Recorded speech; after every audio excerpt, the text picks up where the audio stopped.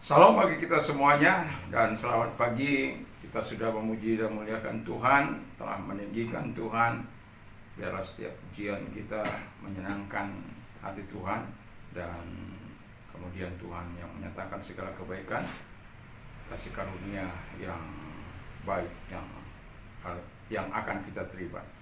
Puji nama Tuhan. Dan saya juga ingin menyapa kita yang ada di luar sana. Salam Indonesia, salam Nusantara, dari Sabang sampai Merauke, dari Minang sampai Pulau Rote. Mantala iman kita, mantala kasih kita, mantala pengharapan kita tentunya dalam Yesus Kristus menjadi Tuhan dan Juru Selamat kita dan Juru Selamat dunia. Jangan katakan bahwa Yesus itu bukan Tuhan. Jangan katakan pula bahwa Yesus itu bukan Juru Selamat. Dia adalah Tuhan, dia adalah Juru Selamat. Kalau engkau percaya, engkau akan diselamatkan. Engkau tidak percaya, engkau akan dihukum. Yohanes 3 ayat 36. Karena Yesus sudah berkata, akulah jalan dan kebenaran dan hidup, tiada seorang sampai kepada Allah kalau tidak melalui aku. Dan Petrus mengatakan dalam Kisah Rasul 4 ayat 12, dan keselamatan tidak ada dalam siapapun juga selain dalam Dia, Yesus Kristus. Karena di bawah kolong langit ini tidak ada nama lain yang diberikan kepada manusia yang olehnya kita diselamatkan. Dan Paulus menimpalinya, percayalah kepada Tuhan Yesus Kristus, maka engkau akan diselamatkan, engkau dan seisi rumahmu. Mantap! Harapan saya, kekuatan Tuhan, kekuatan firman, kekuatan Roh Kudus, kekuatan doa, kekuatan iman akan menyertai kita mulai saat ini sampai selama-lamanya. Dan juga saya mengucapkan selamat hari Minggu bagi kita semuanya. Semoga Tuhan memberkati. Dan sebelum kita mendengarkan firman Allah, mari kita berdoa.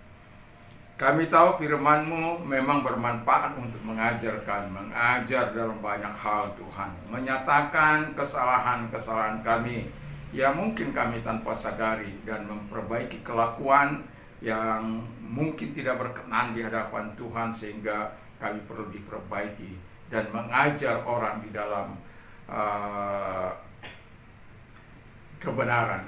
Dan itulah sebabnya Paulus mengatakan kepada Timotius supaya dia memegang pengajaran kebenaran itu. Sama seperti pemazmur mengatakan bahwa aku telah memutuskan untuk berjalan dalam kebenaran, dan aku telah memutuskan untuk hidup bersama dengan Dia. Dan semoga kami juga, sebagaimana firman Allah katakan, kami akan mau mentaati firman-Mu. Terpujilah Engkau, kami menaruh firman-Mu dalam hati kami, supaya kami tidak berdosa kepadamu. Kiranya Tuhan menolong kami, mengurapi hamba-Mu, mengurapi kami semuanya, maupun yang di luar sana, sehingga mereka juga tercerahkan oleh kebenaran firman Allah, dan mereka mau menyatukan diri, mengikatkan diri setiap kami kepada Tuhan. Di dalam nama Yesus Kristus kami bersyukur dan berdoa. Dan berfirmanlah, kami buka hati kami, dan masuklah untuk mengintervensi, campur tangan. Kalau engkau mau memperbaiki, perbaiki. Kalau engkau menyatakan kesalahan, nyatakan. Kalau engkau mau membawa kami ke dalam kebenaran-kebenaran, teruslah engkau bekerja dalam hidup kami. Terima kasih, kami bersyukur, dan kami mau nikmati firman dalam nama Yesus. Amin. Puji nama Tuhan. Saya akan membaca dalam 1 Korintus 5 ayat 17 sampai dengan 20. Demikian bunyi firman Allah. 1 Korintus 5 ayat 15 sampai dengan 20. Tetapi siapa mengikatkan dirinya pada Tuhan, menjadi satu roh dengan Dia. Jauhkanlah dirimu dari percabulan dan setiap dosa lain yang dilakukan manusia, terjadi di luar dirinya. Tapi orang yang percabulan berdosa terhadap dirinya sendiri. Atau tidak tahukah kamu bahwa tubuhmu adalah bait Roh Kudus yang diam di dalam kamu, Roh Kudus yang kamu peroleh dari Allah, dan bahwa kamu bukan milik kamu sendiri. Sebab kamu telah dibeli dan harganya telah lunas dibayar. Karena itu muliakanlah Allah dengan tubuh. Tema kita adalah mengikatkan diri pada Tuhan. Kalau kita baca di dalam Ibrani 6 ayat 17, Tuhan mengikatkan dirinya kepada sumpahnya. Ketika Dia mengikat perjanjian antara Abraham dan Dia, kan tentu Dia tidak bisa mengikatkan dirinya kepada yang Karena Alkitab di ayat di 15-nya dikatakan di sana bahwa dia adalah dia bersumpah tidak ada lagi untuk bisa, kalau orang berjanji atau bersumpah itu kan harus ada yang lebih di atasnya, dan dia Tuhan itu kan tidak ada. Dan itu sebabnya ayat 17 dikatakan dia mengikatkan dirinya terhadap sumpah, karena dia mengatakan bahwa dengan jelas bahwa Tuhan tidak akan pernah berdusta tentang firman Allah. Hingga hari ini kita melihat bagaimana penyertaan Tuhan bagi Israel. Itu karena adanya pengikatan diri Tuhan terhadap sumpahnya yang disampaikan kepada Abraham bahwa keturunannya akan terus diberkati oleh Tuhan. Dan itulah sebabnya sebagai orang yang percaya, mari kita mengikatkan diri pada Tuhan. Nah, dari ayat ini saya mengajukan pertanyaan, faktor-faktor apakah yang harus kita miliki agar kita bisa mengikatkan diri pada Tuhan? Faktor-faktor yang harus kita miliki agar kita bisa mengikatkan diri pada Tuhan menurut 1 Korintus 5 ayat 17-20 adalah sebagai berikut. Yang pertama, kesadaran untuk menjadi satu roh dengan Dia. Jadi bukan karena terpaksa atau dipaksa kita menjadi satu roh, mengikatkan diri dengan Dia. Karena kita tahu di mana ada roh Allah, di situ ada kemerdekaan. Mengapa orang tidak bisa merdeka dari segala perbuatan kejahatan, dari sebuah perbuatan dosa atau pornografi? Kenapa mereka tidak bisa melepaskan diri? Karena mereka tidak mengikatkan diri dengan Tuhan, sehingga tidak ada kekuatan yang dari Tuhan itu menyertai mereka. Dan itulah sebabnya dalam kehidupan kita pentingnya memiliki kesadaran untuk menjadi satu roh dengan Dia. Nah, ketika kita menjadi satu roh dengan Dia, seluruh kekuatan sorga menyertai kita. Seluruh hikmat Tuhan menyertai kita. Kalau kita baca di dalam Keluaran 31 ayat 3 mengenai Aholiab,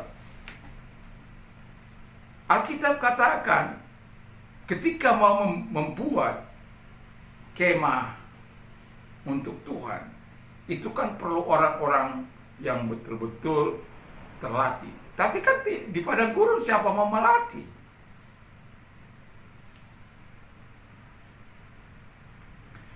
Tetapi Alkitab mengatakan bahwa Aholiab maupun Bezaliel itu mendapat kekuatan, mendapat keahlian, pengertian, pengetahuan apapun yang disampaikan Musa terhadap mereka. Dan mereka dapat mengerjakannya dengan sempurna. Karena apa?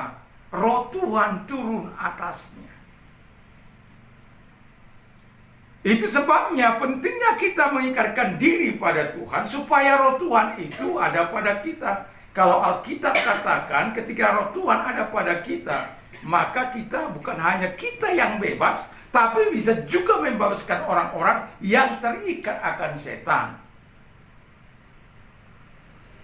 yang selalu khawatir, yang selalu takut menghadapi kehidupan ini. Kita sedang berada di situasi keadaan zaman yang sangat mengerikan. Di Medan oleh karena buah matoa harus korban seorang ayah pencari nafkah, supir truk, karena hanya mengambil buah matoa. Seberapa sih harga buah matoa? Tapi inilah keadaan manusia. Mengapa bisa terjadi? Karena roh Tuhan tidak ada pada mereka. Roh Allah tidak ada pada mereka. Mereka tidak mengikatkan diri dengan Tuhan, sehingga kekuatan yang mereka miliki adalah kekuatan setan. Kita tahu bahwa pencuri hanya datang untuk mencuri dan membunuh dan membinasakan, tetapi aku datang supaya aku memberikan hidup, memberikannya dalam segala kelimpahan. Setan itu hanya mencuri kerjanya. Setelah mencuri, membunuh, lalu membinasakan supaya ada temannya di neraka sana. Tapi Tuhan mau kita mengikatkan diri supaya roh Tuhan ada pada kita, sehingga kita tidak terikat lagi dengan segala bentuk dosa. Kalau di sini konteksnya percabulan. Percabulan itu bukan hanya berdosa terhadap Tuhan, terhadap dirinya sendiri dia berdosa, dan itu sangat fatal. Dakwaan, kita tahu kerjanya si iblis itu kan kerjanya mendakwa, menuduh, dan lain sebagainya. Itu sebabnya orang yang hidup seperti itu akan terus merasa tertuduh sampai betul-betul dia menyerahkan dirinya kepada Tuhan, baru dia akan bisa terlepas. Nah, belum lagi masalah matoa, masalah kangkung. Seorang ibu mengambil kangkung satu ikat,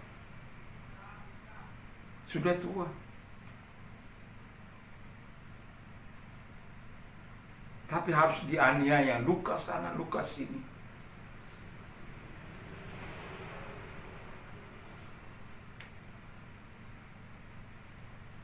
Di mana kemanusiaannya?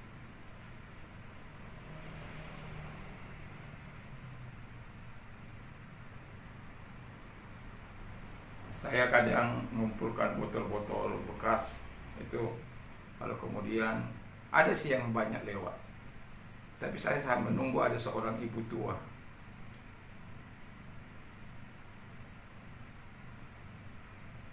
Kalau sudah ada, saya biasanya kumpulkan di sampingnya itu. Kalau sudah sekiranya banyak, saya panggil dia kalau pas dia lewat. Dan saya melihat semeringai wajahnya. Itu hanya botol-botol bekas. Jadi kalau ada botol bekas, kumpulkan. Mungkin ada pemulung-pemulung. Ya kadang-kala juga ada pemulung yang nakal ya. Tapi ini kita memang perhatikan dia. Jadi dia sangat senang. Karena apa? Dia mendapatkan sesuatu yang sebenarnya bagi kita nggak berarti, tapi sama dia itu sangat berarti. Belum lagi orang yang cari nafkah di pasar Tanah Abang, belum dapat duit, dimintai 100.000, karena nggak dikasih, mangkok-mangkoknya dipecahkan.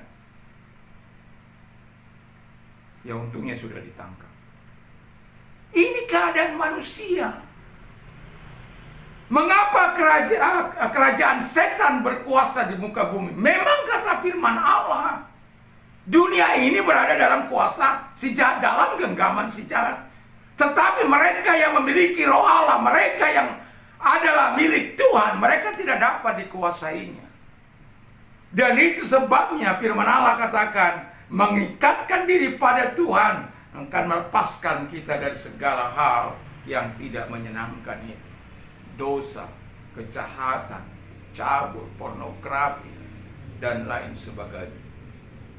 Ada teman saya dulu sampai sipilis. Saya bilang, kamu bertobat.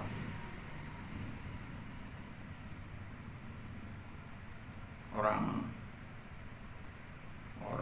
Sumbawa sana. Teman saya kuliah. Tapi perilakunya wanita saja yang dicari. Enggak, dia ke kos-kosan wanita, kok wanita itu ke kos-kosannya. Gonta-ganti. Akhirnya sipilis. Dia bilang sama saya, Pak Pendeta, ada tahu enggak orang apa? Enggak tahu saya, gitu-gitu saya bilang. Kalau mau sembuh, pergi ke dokter. Jangan kau tularkan kepada yang lain juga. Karena dia sering datang ke tempat ini. Dan dia yang saya khotbahkan itu, hentikan rokokmu atau rokokmu menghentikan hidupmu. Nah itu dia orangnya yang berapa saat saya khotbahi dia. Tapi sekarang ini nggak pernah lagi saya dengar dia, entah di mana dia sekarang. Tapi yang saya katakan, mengapa mereka tidak bisa terlepas? Saya katakan, kenapa kau nggak bisa? Sudah addicted Pak Pendeta.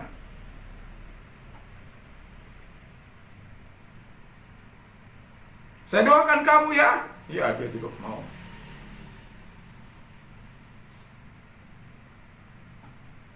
Aduh, manusia hidup dengan hawa nafsunya, dengan dagingnya. Alkitab katakan supaya kita terlepas dari segala kebiasaan dosa, ikatan dosa, kecanduan dosa, kecanduan narkoba, kecanduan apapun itu, pornografi, harus mengikatkan diri kepada Tuhan supaya Tuhan membebaskan kita dari segala hal-hal yang tidak menyenangkan Tuhan. Kalau Aholiab dan Bezaliel dengan segala keberadaannya, tapi Tuhan ketika roh Tuhan ada pada dia, itu sebabnya saya nggak percaya kalau orang dipenuhi oleh Roh Kudus dia tidak dinamis, dia tidak aktif. Saya yakin kalau orang dipenuhi oleh Roh Kudus dia aktif. Saya kalau menyapu halaman itu saya akan bawa sampahnya dan saya kumpulkan. Saya tidak hanya menyapu halaman saya, halaman orang lain juga saya sapu. Kenapa? Karena mata saya nggak suka lihat yang begitu sampah di depan saya, apalagi saya sedang usaha di apa. Jadi kalau saya di depan itu bisa 8-7 kali itu nyapu aja, supaya apa? Kelihatan bersih. Walaupun tidak lagi sampai menyapu sampai lewat si pasar ibu sana, ya minimal dari gang ini sampai ke tetangga sebelah setengah itu, karena kalau orang pagi baru saya mau nyapukan karena belum bangun dia. Tapi kalau udah siap enggak, saya tidak ingin. Wah kalau apa begitu, dipikir sok-sokan kita tidak. Padahal kita tidak menganut kebersihan itu adalah setengah dari iman. Seringkali saya harus marah, karena apa? Sampah itu dimasukkan ke dalam, nanti kalau Anda lewat ada got di situ, itu dimasukkan ke dalam. Jadi kalau hujan kan nyumbat. Memang ada si alatnya untuk apa? Untuk nyogok. Tapi kan lebih baik nggak usah sampahnya dimasukkan ke dalam. Makanya seringkali saya harus angkat. Dan kalau saya ketahui dimasukkan, saya akan marah. Saya akan beritahu dia, jangan masukkan sampah ke got itu. Kalau saya lihat, tapi kan kadang-kadang kita nggak lihat, pas kita kemana lah, apalah. Tapi berapa kali memang sudah saya lihat, saya bilang, jangan gitu. Jaga kebersihan. Kebersihan itu kan setengah dari iman. Dan jangan masukkan ke got. Dan Roh Allah tidak mengajar kita untuk melakukan hal-hal seperti itu. Makanya saya biasakan, saya tidak lagi mau bersoal dengan tukang sampah. Karena sudah malas ya. Saya tidak mau lagi. Padahal saya sudah juga telepon kepala dinas juga enggak di apa. Pada akhirnya kalau enggak saya buang sampah, anak saya bawa ke tempat pembuangan sampah. Daripada bersoal dengan orang yang tebal itu. Saya bilang kalau kamu enggak mau kerja, ya nggak usah kamu kerja. Jangan kerja satu minggu satu kali datang. Nanti udah mau gajian kamu sibuk cari ngambil uang. Dan pada akhirnya hampir ini semua yang tadinya apa kepada dia pada meninggalkan, termasuk tetangga saya ini. Itu bukan tanggung-tanggung loh, 175.000.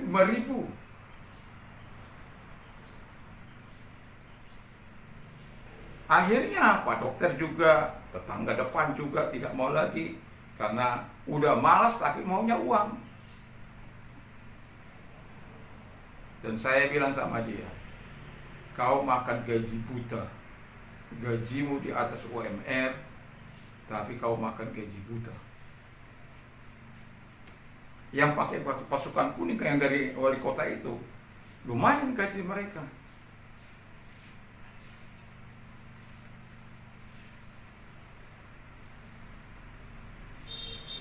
Saya hanya bisa berdoa supaya Tuhan angkatlah orang seperti itu. Sudah kita sapukan, tetapi sampahnya kadang-kala kalau kita nggak ada, nggak diangkat itu. Tapi kalau pas saya ada nggak diangkat, nggak apa-apa. Saya langsung foto, suruh anak saya foto, kirim ke kepala dinas. Langsung itu dari kelurahan datang, dari apa datang, dan termasuk dia datang kembali. Kalau tidak diangkat, inilah tukang sampah saya, hebat sekali. Sampah sudah disusun, tapi sampahnya nggak diangkat. Udah disapu, tapi nggak diangkat. Itulah hebatnya tukang sampah kami ini. Saya sudah minta dengan jelas kepada kepala dinas supaya memberhentikan dia. Karena orang bekerja 2 kali 1 hari. Sementara dia 1 minggu 1 kali. Paling banyak 2 kali seminggu. Mau 2 kali seminggu sampah kita mau kemana? Ya terpaksa saya yang bawa, kadang-kadang malam hari saya bawa ke pembuangan di Bintaro sana. Daripada menunggu dia bawa sampah kita. Ya memang sampahnya sampah-sampah kering, tapi kan ada sampah-sampah rumah tangga sedikit-sedikit itu. Roh Allah tidak mengajar kita untuk malas. Roh Allah tidak membawa kita untuk suka-suka kita, tapi melakukan apa yang berkenan di hadapan Tuhan. Yang kedua kata firman Allah, kesadaran hidup bahwa kita bukan milik kita sendiri. Jadi Paulus katakan, aku ini bukan aku sendiri. Coba baca di 1 Korintus 15 ayat 10. 1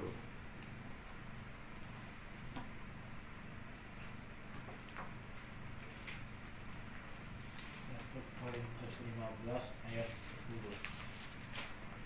Tetapi karena kasih karunia Allah, aku adalah sebagaimana aku ada sekarang, dan kasih karunia yang dianugerahkannya kepadaku tidak sia-sia. Sebaliknya, aku telah bekerja lebih keras daripada mereka semua.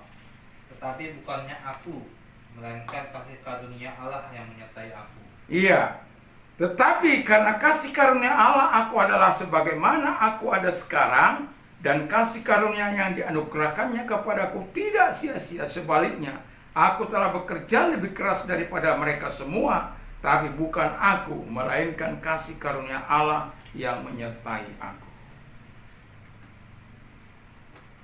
Kalau di dalam 1 Filipi 1 ayat 20 mulai, di sini dia hidup adalah Kristus, mati adalah keuntunganku.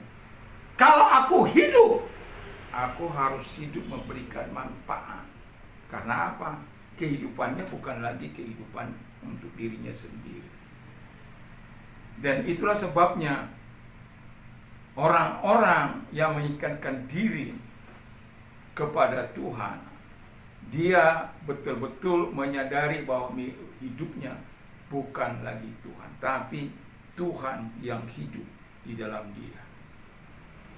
Coba baca Roma 14 ayat 6 dan 9. Roma 14 ayat 6 sampai dengan 9.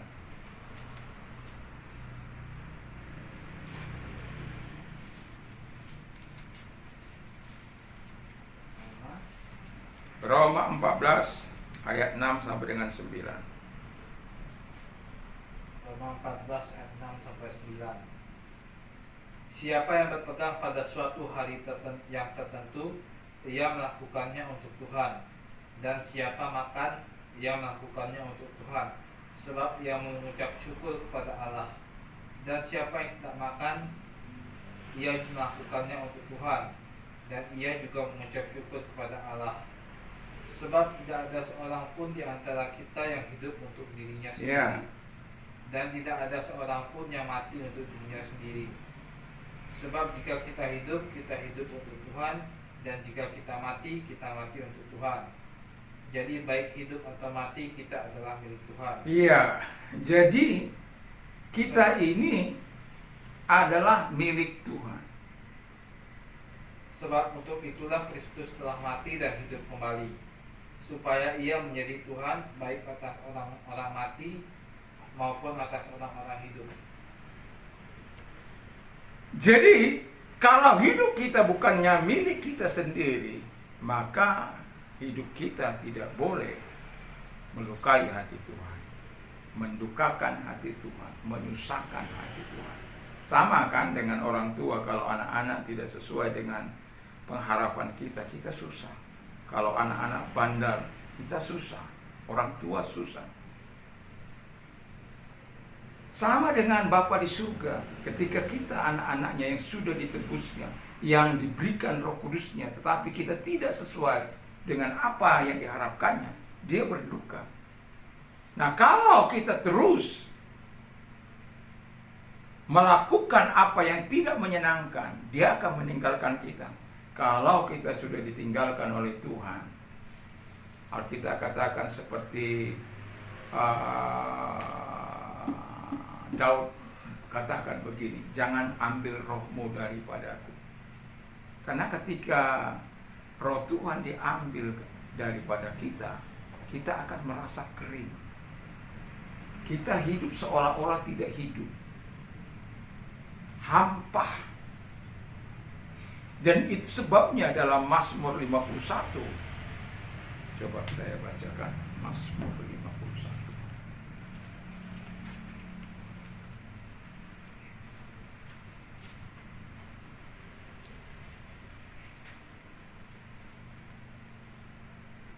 Ayat 12-13. Jadikanlah hatiku tahir ya Allah, dan perbarulah batinku dengan rohmu yang teguh. Jangan membuang aku dari hadapanmu, dan janganlah mengambil rohmu yang kudus daripadaku. Jadi kalau kita baca, itu teriakan dari Daud ketika dia melakukan dosa. Kalau roh Allah sudah diambil dari hidup kita, kita yang jahat tambah jahat, yang cemar tambah cemar, dan kejahatannya semakin bertambah-tambah terus. Karena apa? Tidak ada roh pengendalian yang Tuhan berikan bagi kita. Kan 9 buah roh itu, salah satu adalah pengendalian diri, enkratia itu, di mana dia bisa mendisiplinkan diri kita, dia bisa mengingatkan kita, dan diri kita punya kemampuan untuk tidak melakukan apa yang tidak diperintahkan oleh Tuhan, atau menjauhi larangan-larangan Tuhan dan melakukan apa yang dikehendaki oleh Tuhan.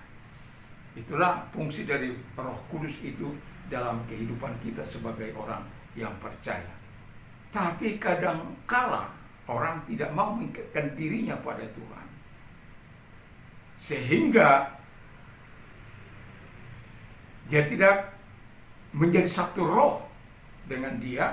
Dan kemudian kita tahu bahwa orang yang tidak satu roh dengan Tuhan akan selalu melukai, bahkan bisa melukai dirinya sendiri. Dan itu sebabnya saya mau katakan, mari ikatkan diri. Itu sama dengan kita terhubung dengan dia. Kalau kita terhubung dengan dia, seluruh kekuatan Tuhan, seluruh kuasa Tuhan ada pada kita. Beberapa hari yang lalu, istri saya beberapa hari berturut-turut itu apanya kambuh. Migren atau apa itu. Jadi itu setiap pagi. Itu saya kadang-kadang mangkal juga gitu. Kok ada orang tiap pagi kepalanya migren? Nggak dapat akal saya itu. Lalu saya bilang, malam waktu saya mau tidur setelah beberapa hari, setelah itu, ketika saya kesal sama, saya bilang sama Tuhan, saya kesal ini Tuhan. Lalu Tuhan kata, kenapa gak kau doakan? Malamnya itu, akhirnya saya bilang sama itu, saya doakan.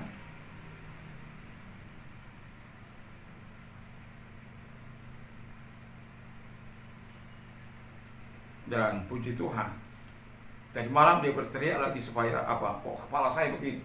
Saya bilang, kau penyakit tidak boleh hadir lagi. Dulu ketika ini kepalanya kumat, dia bisa berteriak-teriak. Itu kan kita di pinggir jalan, bisa berteriak sakit. Tapi saya bilang, loh, ini kok terus-terusan ini. Ya, saya bilang sama dia, kamu masih percaya kuasa Tuhan? Dan enggak percaya. Udah, kita berdoa, bebas. Kadang kita tanpa kita sadari keberadaan yang tidak menyenangkan kita ikuti terus. Sampai akhirnya itu menjengkelkan sebelah pihak kah, atau satu pihak kah, atau apa namanya. Jangan ikuti. Kita punya kuasa yang Tuhan telah anugerahkan kepada kita. Seluruh kekuatan surga menyertai orang-orang yang mengikatkan diri dengan Dia. Masalahnya kita percaya atau tidak. Masalahnya kita mau bertindak atau tidak. Masalahnya kita punya iman atau tidak.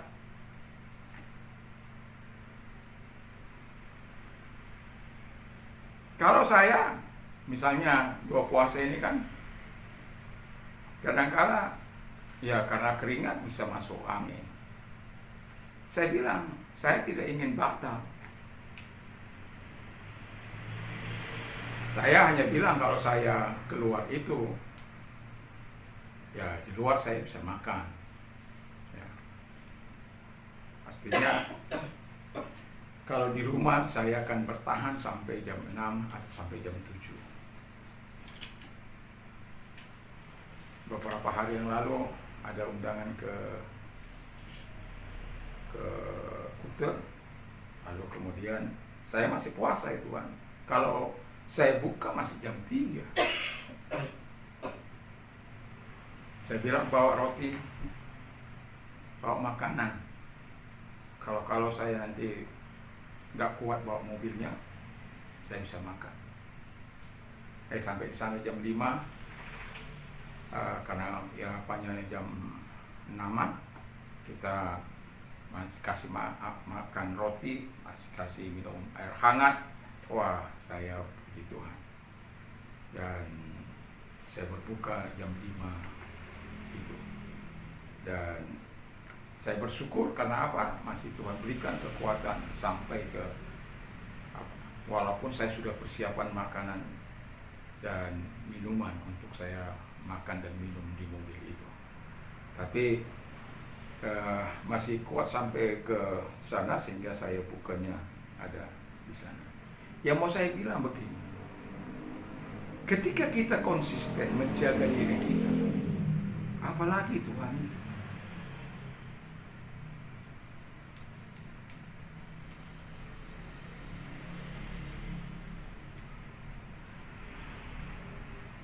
Saya kalau jaga kios dengan anak saya jaga kios, itu akan berbeda penghasilannya.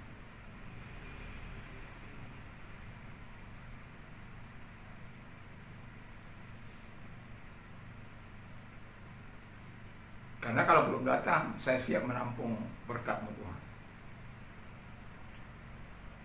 Saya siap menerima kebaikan Tuhan, kemurahan Tuhan. Itu pasti saya perkatakan. Dan kalau saya sudah dapat, saya berterima kasih. Sebanyak-banyaknya saya berterima kasih. Walau yang hanya dapat 2.000 mungkin. Tapi pentingnya kita bersyukur dengan segala hal. Karena apa? Tuhan itu adalah Tuhan yang baik. Tuhan tahu segala apa yang kita butuhkan. Dan itu sebabnya, ya setelah anak saya tidak ada di sini, saya terlibat langsung Kadang sampai malam saya setelah itu anak saya istirahat dan berdoa dulu baru istirahat.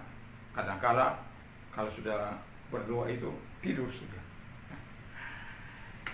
Si Tuhan. Jadi ada sesuatu yang kita terima dari Tuhan ketika kita bersama-sama dengan Dia. Yang ketiga, jadi orang mengikatkan diri pada Tuhan. Yang ketiga, faktor yang ketiga adalah kesadaran bahwa tubuh kita harus kita pakai untuk kemuliaan Tuhan. Kadang kita lihat saja, ada banyak orang memakai tubuhnya untuk menyakiti Tuhan. Tadi kita katakan kalau kita milik Tuhan, kita harus pakai tubuh kita ini untuk kemuliaan Tuhan.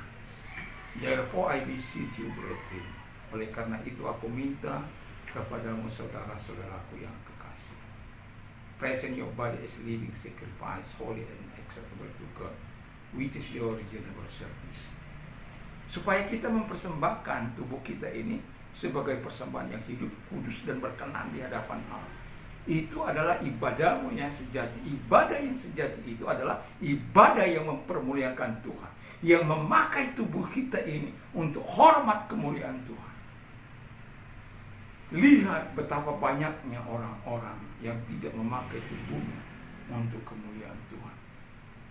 Oleh karena cien, mereka rela tidak berdoa. Oleh karena cien, mereka tidak lagi pernah bisa memperkatakan firman Allah. Tapi justru saya di depan sana, saya bisa memperkatakan banyak firman Allah. Karena nggak ada kerjaan. Kerjaan ya berseru pada Tuhan. Terus kalau tidak firman Allah. Walaupun ada buku bahasa Korea, ada bahasa Jepang di situ, yang kadang-kadang saya harus ulang. Tetapi yang paling penting bagi saya adalah bagaimana memperkatakan firman Allah itu. Jadi tubuh kita ini bukan kita pakai untuk hal yang menyakitkan Tuhan, tapi kita pakai untuk mempermuliakan Tuhan. Supaya apa? Supaya Tuhan dimuliakan di dalam kehidupan kita. Bukankah Alkitab katakan kalau kita let your light so shine before men, biarlah terangmu bercahaya di hadapan semua orang, that they may see your good work, supaya mereka melihat perbuatanmu yang baik. Jadi setelah kita melakukan hal yang baik, diharapkan mereka adalah memuliakan Bapa yang di surga, to glorify your Father in heaven. Jadi memuliakan Bapa di surga. Jadi hidup kita dengan menunjukkan hal-hal yang baik, orang lain bisa memuliakan Tuhan. Saya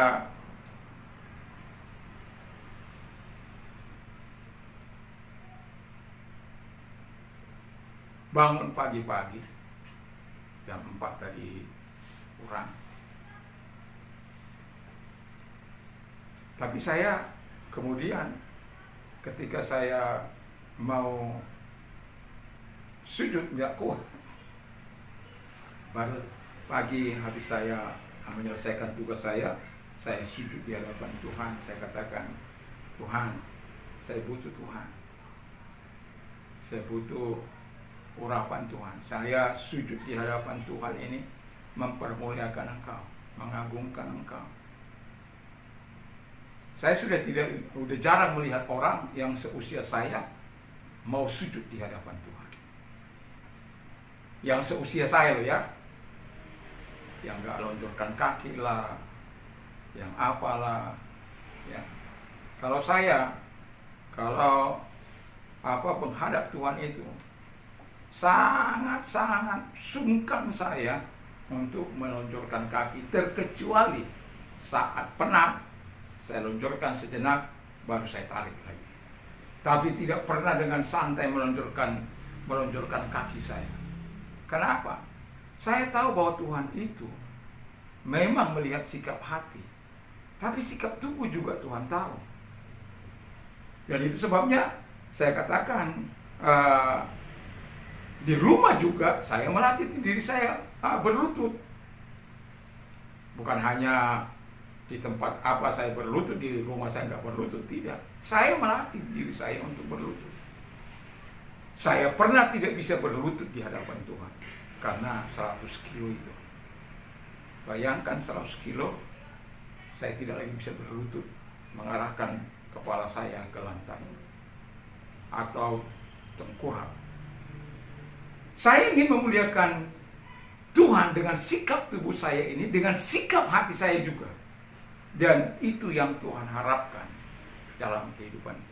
Makanya Paulus katakan, kamu telah dibeli dengan lunas. Muliakanlah Tuhan dengan tubuhmu. Jadi kalau kita memuliakan tubuh kita, kita bisa memuliakan Tuhan dengan tubuh kita. Karena kita bisa memuliakan Tuhan, itu bukan karena kita. Paulus katakan, bukan karena aku, bukan karena kekuatanku, bukan karena kehebatanku, bukan karena aku rasul, bukan, semata-mata karena kasih karunia Tuhan. Aku ada sebagaimana aku ada sekarang. Dan kasih karunia yang dianugerahkan kepadaku tidak menjadi sia-sia. Kenapa? Dia pakai hidupnya untuk memuliakan Tuhan. Dia pakai seluruh kehidupannya, roh, jiwa, dan tubuhnya untuk kemuliaan Tuhan. Itu sebabnya dia katakan, aku bekerja lebih keras daripada mereka semuanya. Melainkan, bukan aku, melainkan kasih karunia yang menyertai aku. Jadi kalau kita mengikatkan diri kepada Tuhan, kasih karunia akan terus menyertai kita. Dan kita bisa memuliakan Tuhan. Karena apa? Tadi saya katakan, seluruh kekuatan surga akan menyertai kita. Sebagai terakhir ada sebuah ilustrasi. Ilustrasi ini mengenai pokok anggur yang kecil dan pokok anggur yang besar. Di musim dingin, pokok anggur ini ditanam sebelum musim dingin. Jadi dia belum begitu kuat lah, tapi dia sudah menanamkan akarnya ke bawah, pokok anggur yang kecil ini.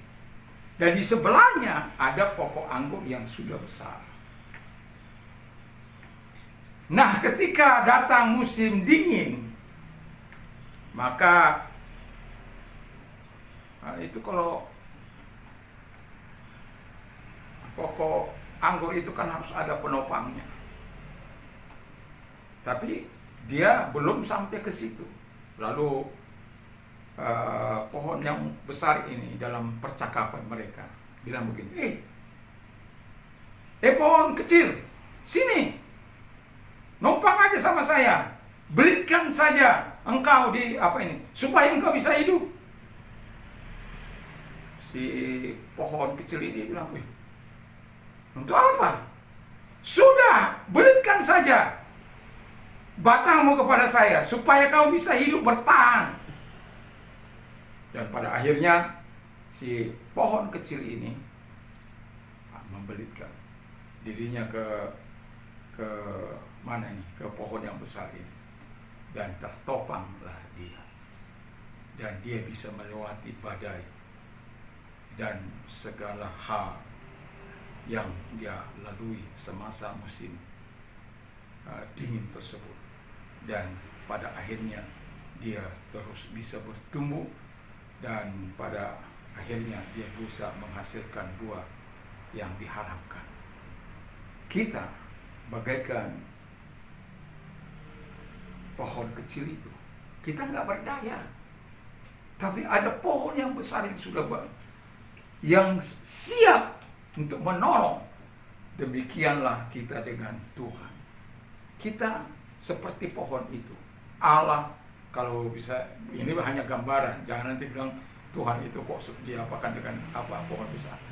Ya, tapi Allah menopang kita dalam segala keadaan kita, dalam situasi kita, dalam kondisi apapun. Supaya apa? Kita teguh berdiri, supaya tetap kuat, supaya kita tetap bersama-sama dengan Dia. Itu sebabnya kita perlu mengikatkan diri pada Tuhan, supaya kekuatan Tuhan itu mengalir terus-menerus dalam kehidupan kita.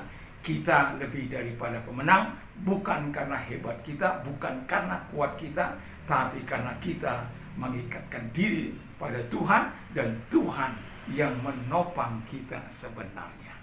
Jadi kalau Tuhan yang menopang kita, yakin dan percayalah, selalu kemenangan yang Tuhan akan berikan kepada kita.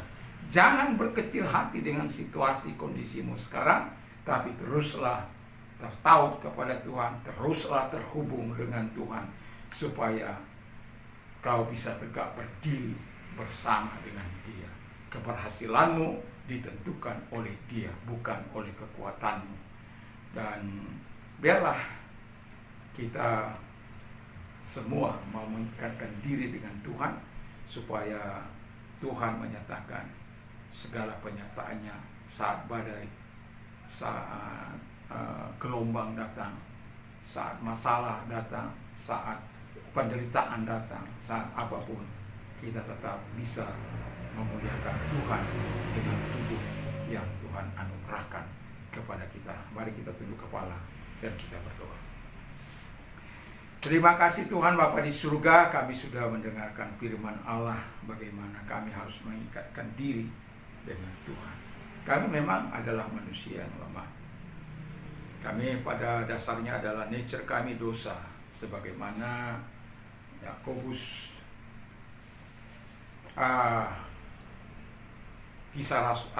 Kejadian 5 ayat 3. Kami adalah anak-anak Adam. Tapi itu Adam yang pertama.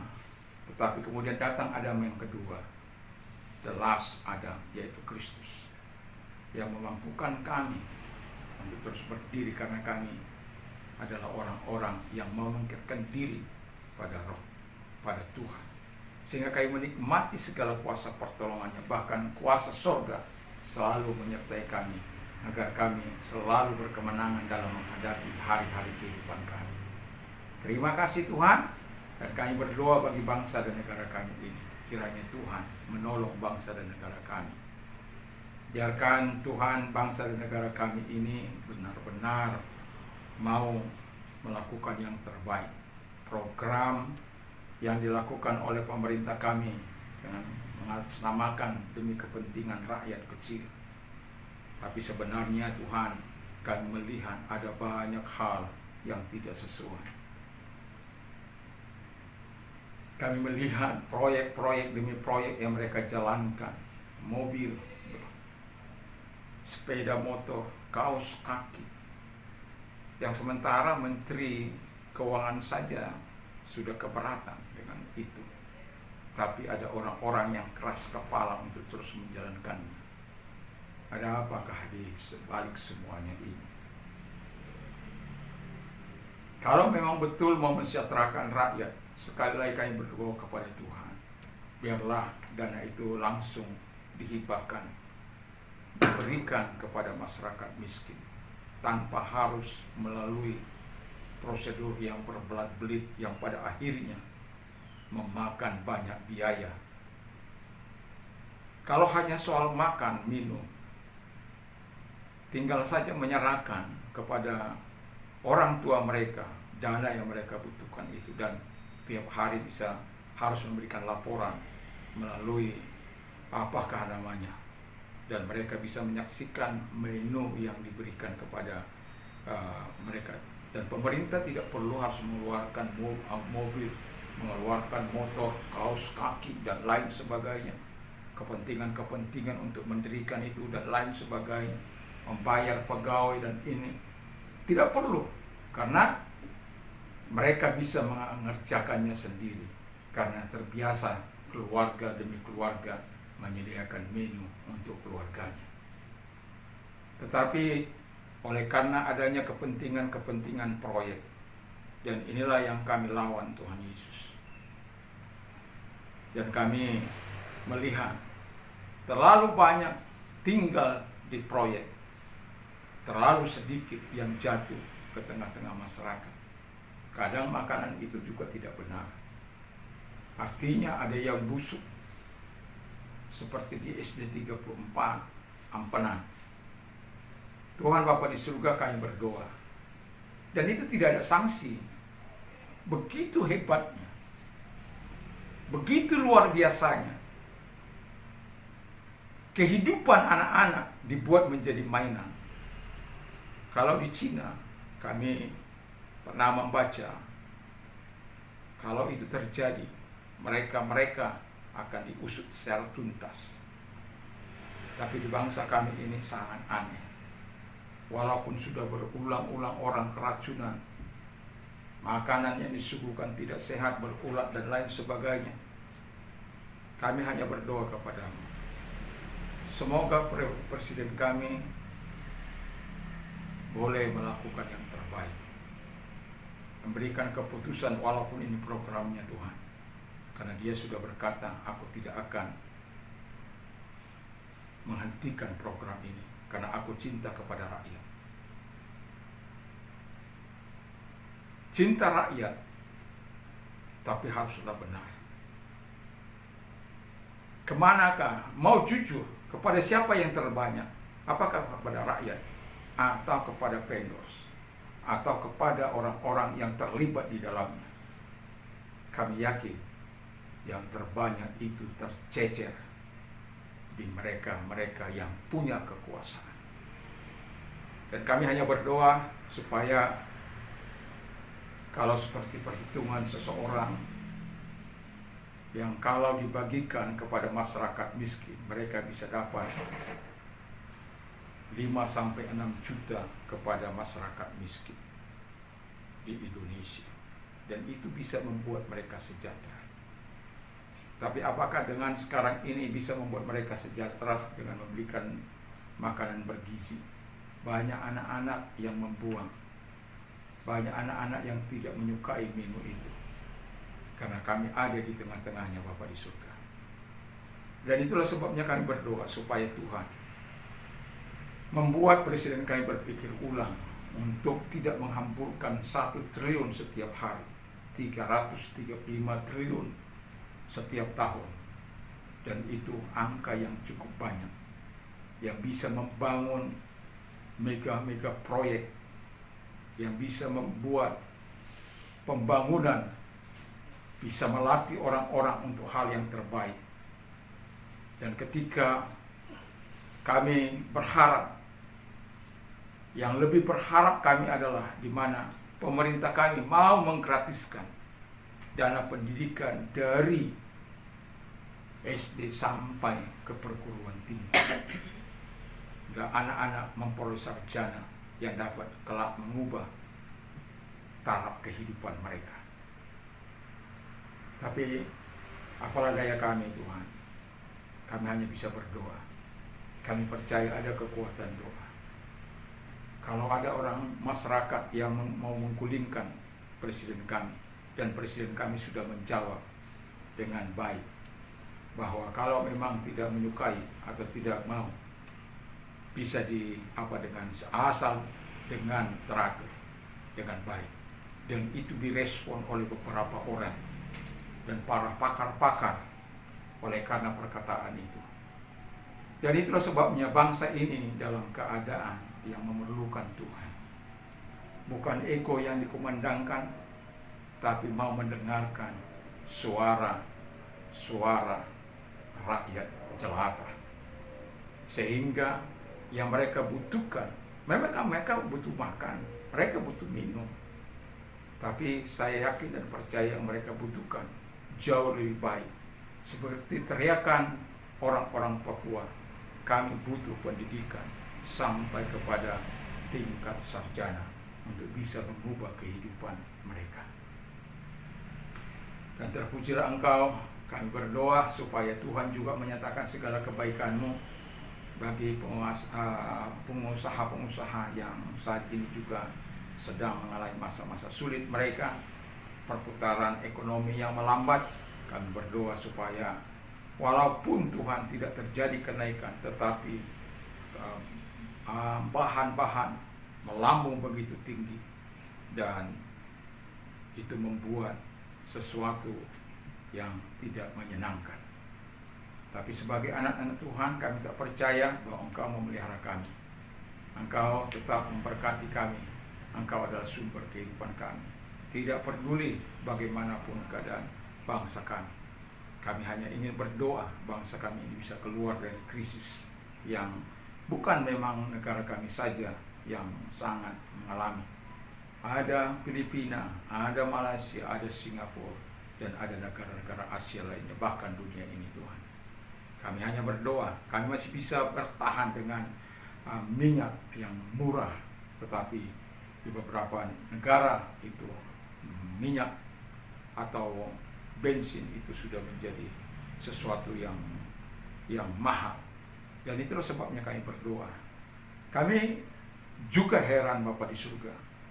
Semua dikatakan efisiensi, tetapi pemerintah kami saja mengeluarkan secara jor-joran, baik itu motor yang harganya 56 juta. Apakah tidak ada motor-motor yang lebih baik dari motor yang harus mereka sediakan? Apakah harus melampiaskan hawa nafsu mereka saja tanpa harus memiliki prihatin kepada rakyat? Kami berdoa agar ada pemimpin-pemimpin yang seperti Deddy Mulyadi yang betul-betul memperhatikan rakyatnya. Bukan hanya itu, bukan hanya sekedar, tapi apa yang dia miliki pun dia persembahkan untuk menolong masyarakatnya. Dan pemerintah kami yang sekarang ini belum sampai seperti itu. Harta mereka belum mereka pakai untuk membantu rakyat. Bahkan uang rakyatlah yang dipakai, dipaksa, mau tidak mau, suka atau tidak suka, masyarakatlah yang dipaksa dengan membayar pajak. Dan kami berdoa, begitu kayanya kami Tuhan. Ada tambang emas, tambang nikel, tambang yang lain, batu bara dan lain sebagainya. Kemana itu larinya? Ada perkebunan, kemana itu larinya? BUMN yang begitu luar biasa. Pertamina tidak punya saingan, tetapi tetap merugi. Apa yang salah di bangsa ini? Kami percaya karena bangsa ini tidak memiliki roh. Kalau saja memiliki roh, mereka tidak akan berani korupsi Tuhan. Mereka akan menjaga, membawa masyarakat Indonesia kepada kesejahteraan. Kekayaan kami super, tapi hanya jatuh di tangan orang-orang yang berkuasa, yang punya wewenang. Tapi rakyat kecil terus pajak rumah, pajak motor, pajak ini dan itu. Waktu makan di restoran, waktu belanja, semua dipajaki.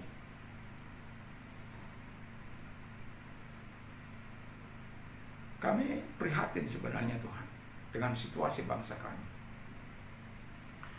Tapi kami terus berdoa supaya bangsa kami diberkati dan dipelihara, dilindungi, jauhkan dari kekacauan, jauhkan dari hal-hal yang di mana orang ingin melakukan hal-hal yang tidak menyenangkan. Biarkan waktu berlalu dan biarkan kami juga menikmati segala kasih dan kemurahan-Mu. Dan biarkan pemerintah kami, Engkau datang kepadanya Tuhan di waktu malam, sehingga dia bisa melihat. Dia bukan hanya mendengar asal Bapak senang. Satu contoh, bahwa dikatakan bahwa makanan itu style dengan daging dan lain sebagainya, tapi telah ditelisik atau dilihat kenyataan hanya segelintir yang bisa mendapat daging dalam satu minggu. Satu contoh lagi, di mana dikatakan bahwa orang-orang di Aceh telah masuk ke rumah-rumah yang pemerintah telah buat, tapi kenyataan tidaklah demikian. Bapak, kami perlu pemerintah yang peka, bukan asal Bapak senang. Kami berdoa agar Engkau hadir kepada dia, kepada para pemimpin kami, terlebih kepada Bapak Presiden kami. Hadirlah Engkau di waktu malam untuk berbicara kepadanya Tuhan, dan mengingatkan bahwa ada sesuatu yang jauh lebih baik yang bisa dipakai dan digunakannya untuk membangun bangsa ini. Terima kasih Bapa di surga, dan program bukanlah program yang hanya jatuh bagi sebagian orang. Program itu harus dapat dirasakan oleh semua anak bangsa. Terpujilah Engkau, kami bersyukur, kami berterima kasih kepada Bapa di surga. Dan gereja Tuhan dimanapun ada, kiranya Tuhan pakai sebagai alat untuk menyampaikan suara kenabian-Mu, suara kegelisahan di bangsa ini, dan menyampaikan suara kebenaran yang harus dinyatakan Bapa di surga. Roh-Mu berkuasa, dan di dalam nama Yesus kami bersyukur. Kami semuanya diberkati, dipelihara, dan kalau sebentar kami kembali ke rumah kami masing-masing, tibakan kami dengan tak kurang suatu apapun. Sekarang pulanglah dengan membawa damai sejahtera daripada Tuhan Yesus Kristus, kecintaan Allah Bapa dalam surga, persekutuan kuat kuasa Roh Kudus yang menguatkan, yang menghibur, memampukan kita untuk melakukan yang terbaik dalam kehidupan setiap kita maupun keluarga kita. Dalam nama Yesus, haleluya. Amin.